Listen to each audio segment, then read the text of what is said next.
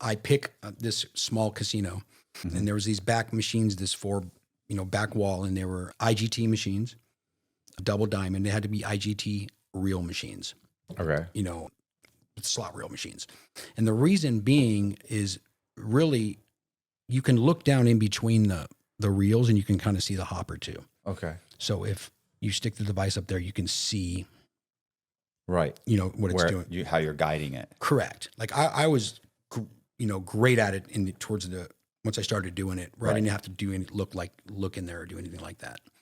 I was great at it. But so basically what would happen is, like I explained before, you stick it in and the quarters will come out. So when I picked San Remo, I went in there and I was by myself, which is not, you should have a blocker, but I went in by myself because like I said, there was no cameras on these machines, particularly machines. I went in, I put $1 in the machine. So I got 4 credits. Right. Right when I sat down, I stuck my device in there. I hit cash out, pulled on the, you just have to pull on it a little bit where you're cupping, just like you're just catching the quarters, and the quarters just kept coming out. And it took me about 20 minutes of machine, I think. And I hit 4 or 5 of them.